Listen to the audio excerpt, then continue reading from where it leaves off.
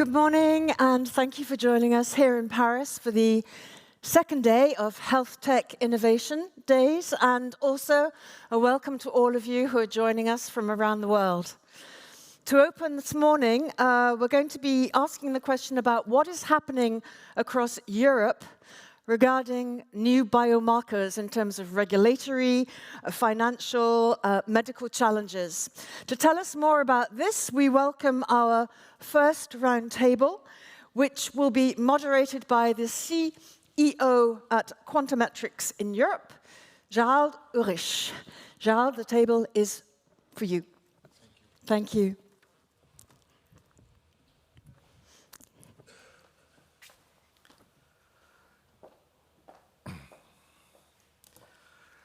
Good morning, everybody. I would like to first of all welcome all of you to the session focused on the IVD sector. I'm very delighted that HTID organizations choose to hold this session here during the first HTID symposium. I know and I understand that participants are coming from European countries, US, and some other countries from Asia. They are here in the room or they follow the conference virtually. I hope that you will enjoy not only this session, but also the variety of sessions which HTID has to offer to all the participants.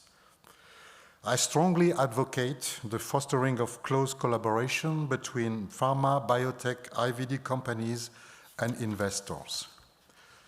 When HTID organization committee offers me to be the moderator of this session, I decide to invite three very experienced speakers who will try to answer to the question, what is the role of the IVD industry in Europe for patient care? That's why I check in my network who will be the best person to speak about these topics, the role of IVD in Europe. It appears clearly to me that I have three very well people that I can use for this session. Now let me introduce the three speakers we have today. Marie Anson, she's the project manager of biomarkers and biomanufacturing at EIT Health. Marie has a lot of experience in laboratory research like CNRS, INSERM, and other organizations.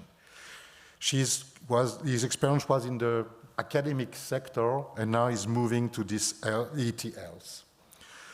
The second speaker will be Michel Lainé. Michel is the Global Marketing Director of Infectious Disease at Bio-Rad Laboratories. Bio-Rad is one of the biggest laboratories in the world, very well known in the field of the infectious disease because it was a success story in many, many tests in the past. And the last speaker is Ludovic Balan. Ludovic is General Manager at France at LumiraDx. I worked with him many years ago in another company.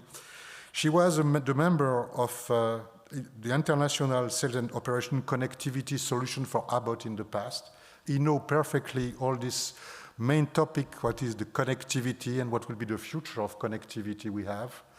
And now he's General Manager of France for LumiraDx, but it's also the member of the International Connectivity Board of Lumira because, as you know, connectivity, artificial intelligence will be the future of our job because IVD is not only biomarker, it's technology, connectivity, and AI in the future. Our first speaker will be Michel. Michel will give you his experience regarding accessibility of multiplexing, speed of results, differential diagnostics, very rapid evolution of the sector, rapidity of diagnostic and execution, democratization, miniaturization. And during this presentation, to show you two different examples. Now, let me introduce Michel. Michel?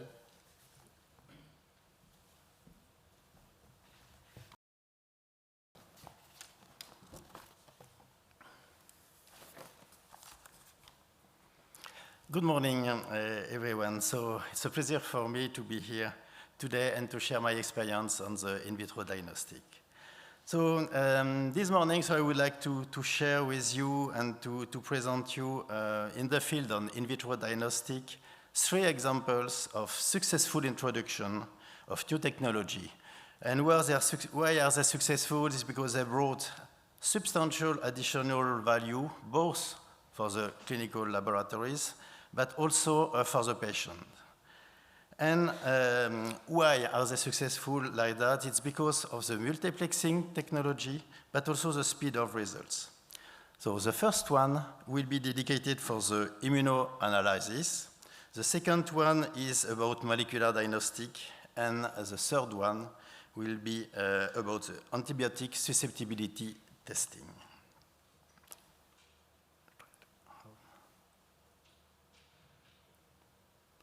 So, first one, regarding immunoanalysis.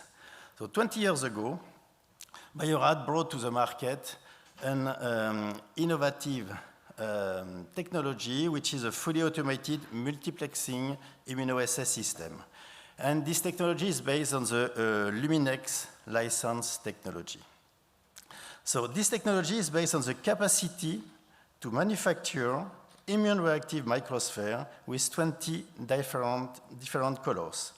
And then each bead of a different color is coated with a specific antigen. That way you could have 25 different assays with 25 different beads. For the multiplexing of these immunoassays, all beads are mixed in the same reaction vessel on which you will have the classical EIA assay. You will add sample, reagent, you will have washing, and then revelation. But what is very specific of this technology is on the reading. So the technology uses a cytometer, a flow cytometer, and the probe will aspirate all the beads in the reaction vessel, and the flow cytometer will sort them one by one, and each bead will go in front of 2 lasers. The first laser will identify the color of the bead, so we'll identify if it's, for example, varicose zoster or mumps or an HIV assay. And just a few milliseconds later, the same beads will go to the second laser, and the second laser will quantify the immune reaction. And the speed is very high, so you can read 20,000 beads in 30 seconds. This allows to have a very precise quantification on 25 different analytes at the same time. So clearly the benefits of this technology is mainly for the lab. On the lab, you will really streamline the workflow, and as you will perform only one test instead of 25. It provides also quicker results to the patient, because you can perform all the tests in parallel and not sequentially. Application of this technology is mainly on autoimmune and infectious disease. So the second technology and introduction that was very successful in the infectious disease field is in molecular diagnostic.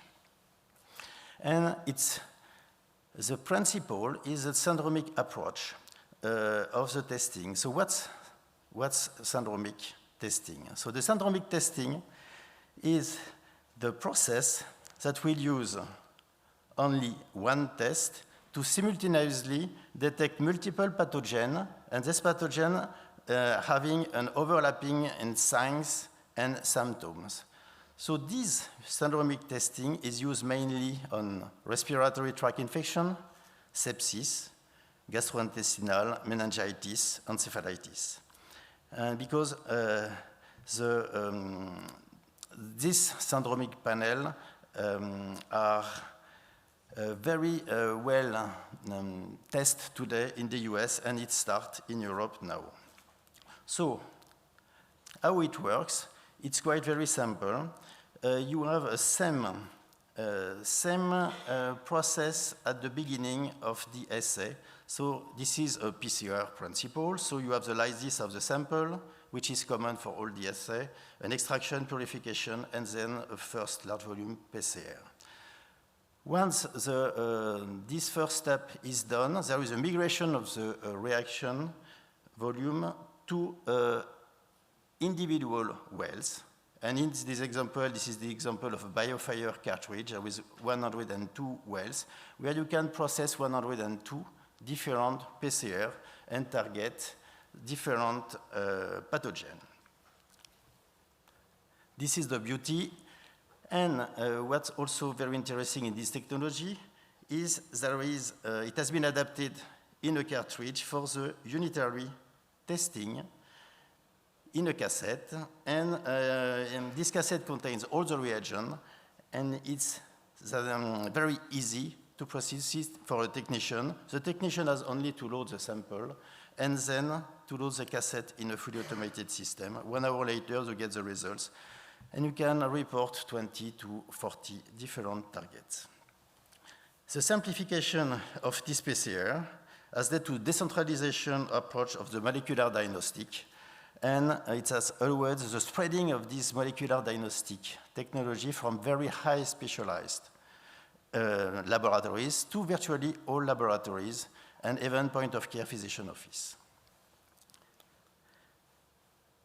The syndromic approach has a lot of benefits. Main of them is to shorten the duration of hospitalization, to reduce administration rates, to give more appropriate prescription for antivirals, better antibiotics stewardship, but also decrease the duration of the antimicrobial use.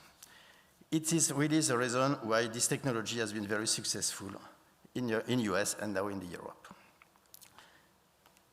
I will go quickly to the third one. Third one is in the field of antibiotic susceptibility testing.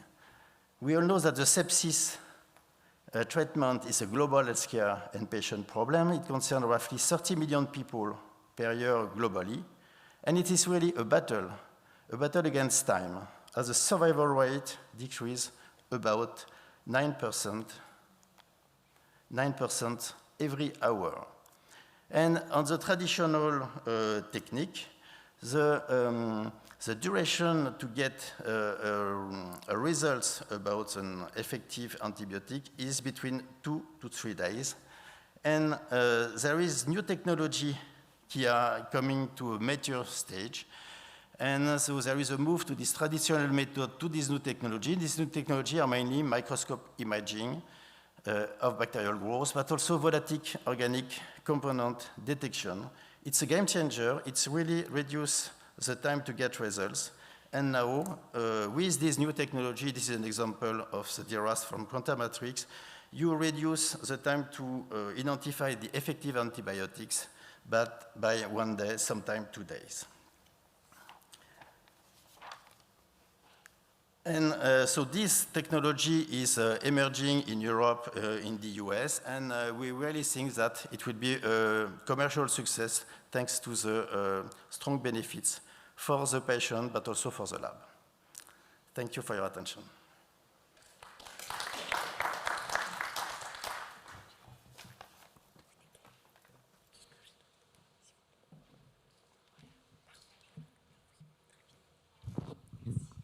Thank you, Michel. Now the next speaker will be Ludovic Balan from LumiraDx. As I explained before, Ludovic has a lot of experience in connectivity and point of care.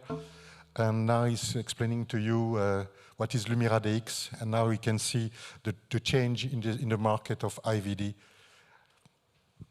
Ludovic. Thanks, Gérald. Hi, everyone. So my name is Ludwig Balan, and I'm leading the French subsidiary of LumiraDx, which is specialized in point-of-care testing, also called bedside testing, so biology out of the lab world. LumiraDx is also specialized in molecular testing. What is clearly the topic today is about what are the challenges to introduce new technology. And I was lucky to be part of a nice company. The first one when I met Gérald, Biosite, then Lainé, then Abbott. And I was in charge also in Abbott of connectivity, international connectivity solutions. So for this position, I was traveling in every country to discuss connectivity for point-of-care testing. So I was exposed to all the manufacturers, all the healthcare situations. So two big trends. The first one, when you try to introduce a new technology or new solutions, you face to personal anxiety. Oh my God, it's new. Resistance, the process is already in place. You propose to change the process. And if you, just two examples, when you try to say to people that you can with a basic antigenic test for COVID, that you can have the same performance or similar performance to some extent to PCR testing, molecular, or when you say that your molecular testing can do in 20 minutes what usually take 2 to 3 hours, the common reaction is always the same. Is it possible? Yes. Is it validated? Yes, of course. Is it approved? Yes, and published? Yes. By the end, some countries are clearly going straight to let's try, let's adopt, let's use daily. And the other are just, let's revalidate everything, even if it's already published. So there is a lot of variety of market access depending on the country.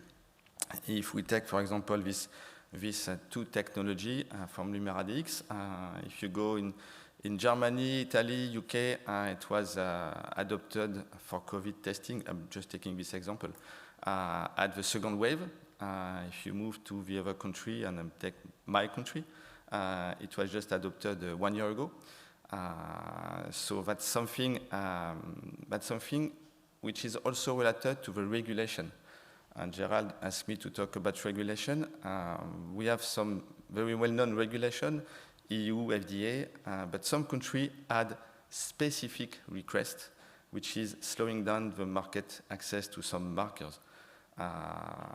Some also have regulation for locations or sites where this point-of-care testing can be managed.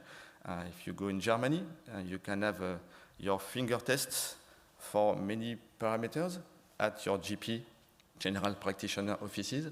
In some other, you need to go to the lab, and the time to get the result and the time to get your treatment is linked with this specific regulation.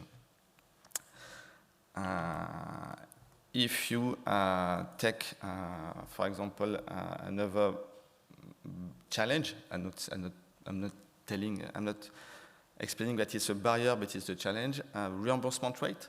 In some country, I'm talking one parameter I launched in 2003 when I met Gérald, BNP, heart failure biomarker. It was immediately after 1.5 years adopted and reimbursed in some country.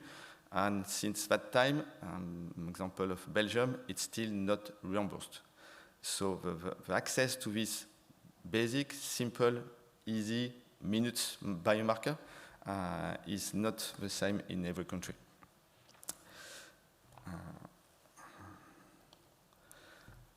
IVD, I put the title on this slide, IVD as key component of future disease management. At the early stage of a COVID crisis, COVID pandemic, the barrier for market access was clearly reduced. It was easy to launch in US under emergency use approval a lot of technology, same in Europe. So COVID crisis, or this kind of massive pandemic, accelerated R&D creativity. People thought about how can we improve, how can we accelerate the launch of specific biomarker, but also the manufacturing process. We moved to a couple of million of tests per month to 2,000 tests per month. That's just something amazing. And this kind of crisis just show that industry, IVD industry, can be part, should play, and is playing a role in the disease management. How to be ready for future crisis?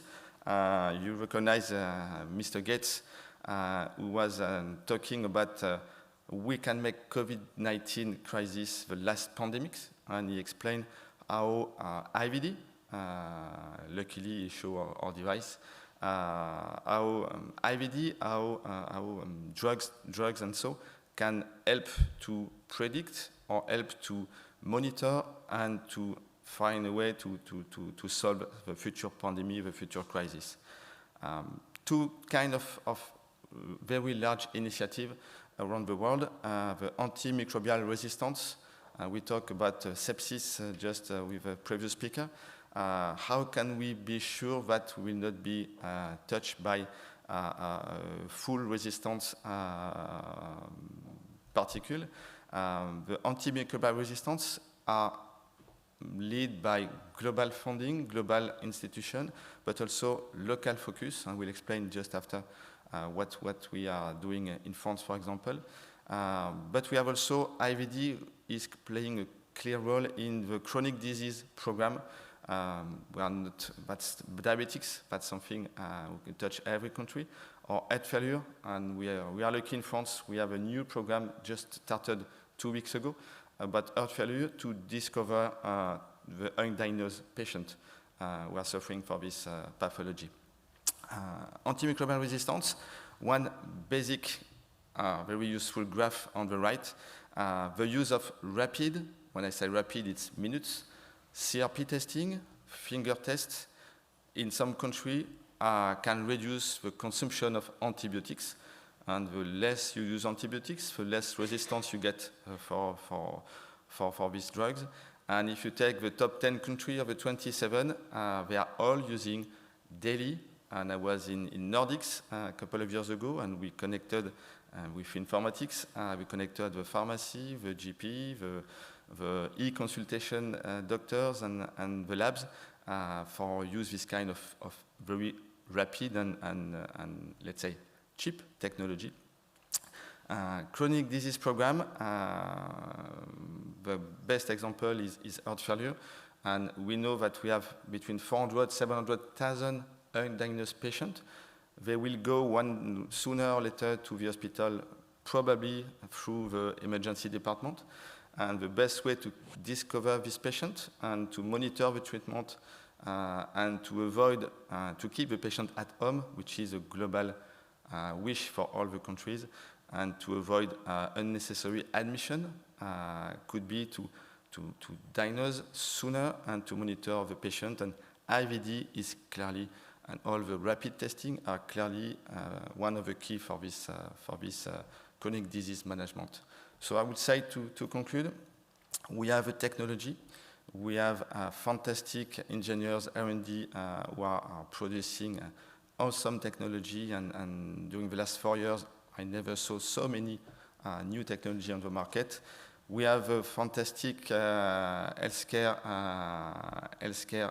person, professional who can deal with the patient. We just need to align regulation, politics, wish, and energy, and to be clearly successful in the future. That's my dream. Thanks a lot. Thank you, Ludovic. You saw that now we have covered what is important for IVD. It's not only biomarker, it's technology, it's connectivity, artificial intelligence. The main problem, or not problem, the main point is that how we can finance this, how we can link the researcher, the academic institute with the company, and how we can finance this. That's why I want to introduce Marie Anson. Marie will represent his BMK Tools platform to explain what are the challenges, the solution for this IVD sector. Marie, please. Thanks for the introduction and the invitation to participate today. So I have a strong academic background, so I will focus my talk and the presentation about let's say the point of view of research organization, hospitals, and so on. So I'm working at EIT Health. I'm coordinating several initiatives, and one of these initiatives is the BMK Tools platform. This is, in fact, the story started within the Alliance Avizan that gathers all the research organizations, universities, hospitals in France working on life science and health. And the need on the fact was really simple, and we heard it earlier. We need biomarkers. We need biomarkers to, for the patients, to prevent disease, to monitor the patients, to diagnose them, of course. So all along the life, we, as a patient, need biomarkers, and the specialists, the doctors, of course, also. But we need also biomarkers to develop drugs, because we need these markers to evaluate the toxicity of a molecule, of a new therapy. We need them to really have this precision medicine that we are aiming to achieve. So this was the need. We need biomarkers, and then within the alliance, the question was, okay, so let's speak with the research teams and the different players in the ecosystem to see what are, in France, at least, the strengths and the weaknesses that we have. So, and the conclusion was quite simple also, that despite all these research teams, skilled and with a lot of competencies, there is a lot of publications, a lot of patents, but then we have a few new biomarkers that can reach the market and, of course, the patient. So what we call the translational gap, or the valley of death for this innovation, is really big for the biomarkers and the diagnostic field, even bigger than for the other type of therapies or medical devices. So the next question and the next step was to say, okay, why we have this huge gap between academic lab and industries, and how we can fill this gap in a way. So there is, of course, a lot of explanations for this gap, and one explanation is that, and we see it today, that there is a very huge diversity of actors. So you have IVD companies, of course, that are really important, but also pharma companies, medtech companies. Now there is this digital aspect that we have to integrate to the classical biomarkers and IVD field. So the philosophy behind BMK Tools, this platform, was to try to connect these people first as Avison, as the French Alliance, and then also with EIT Health, because the project has been transferred to EIT Health to allow this European approach, and also to have this point of view of industries, clusters, and so on, to really try to increase the porosity between the different players of the ecosystem. So for us, it's very important to understand all the requirements and the constraints of all these players. So very quickly, what is BMK Tools? In fact, we divided the platform into two different tools. One is really dedicated to education, because it's really important to educate and acculturate people to IVD, because it's a very wide field.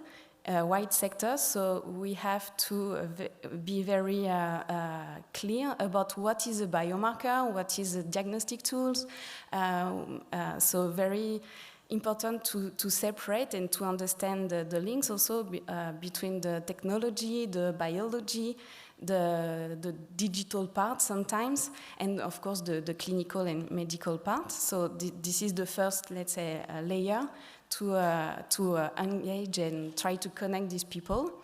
And the second part of the platform is, in fact, a questionnaire that we have designed with industries and with tech transfer offices, with biobanks, to help the researchers to evaluate the maturity of the discovery.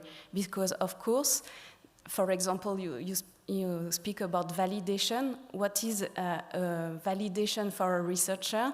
It's not the same for an industry. So we have to be conscious of this difference of language. So these tools is mainly to support the researchers and the tech transfer offices to see, okay, you have a discovery, you have a proof of concept, but then these are the steps that you have to follow to validate the biomarkers. And if you don't have the skills, we will try to find in the network someone from an academic lab or for industry to help you to validate these biomarkers and then to transform it, let's say, in a product that will benefit to patients.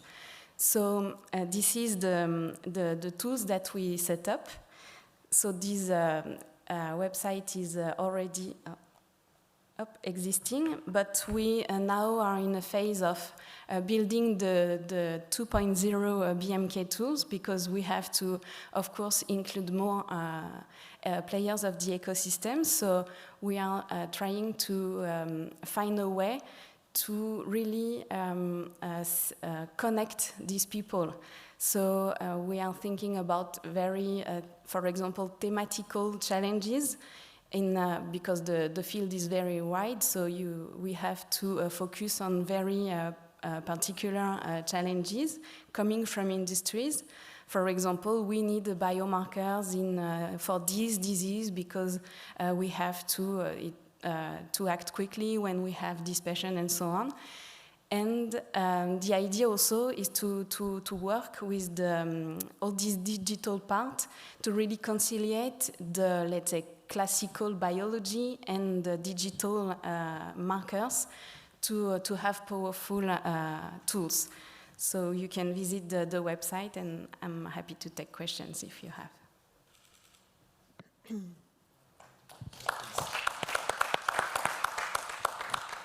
Thank you very much. Now it's time for a question, and I have some questions for Ludovic and Michel. You speak about sepsis, antibiotic resistance in your two different presentations. I have a question regarding acceptance of an innovation by key opinion leader, regulator, scientist, academic. Do you see some differences between countries, in Europe, or between US and Europe and the rest of the world? What is your experience?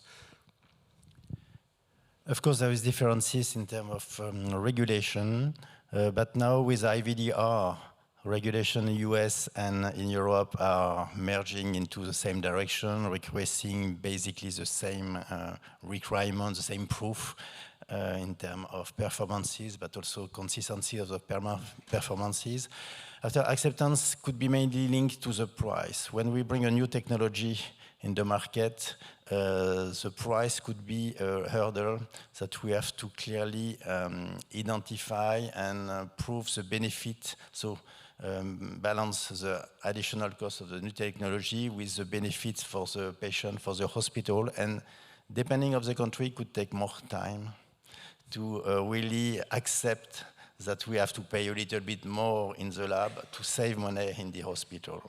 And I think we need to really bring evidence to be successful. Ludovic, you have the same experience? Yeah, or? If we focus only on Europe, if you take CRP usage, you have the top 5 countries who have less consumption of antibiotics, who are using daily. That means when I say daily, it's you can get access to a biomarker at your GP office. It's published, New England Journal. The medico-economical study are done 10 years ago. Netherlands, Professor Obstaken are just claiming since years that it's efficient, it's cost effective, it's basic, let's say basic, it's finger test, so it doesn't require to go to the lab and to have more than a couple of minutes to get the result. And in some country, if you talk to the KOL, or it's not yet approved, let's restart the evaluation when you show that it's already published in New England, Medico Eco.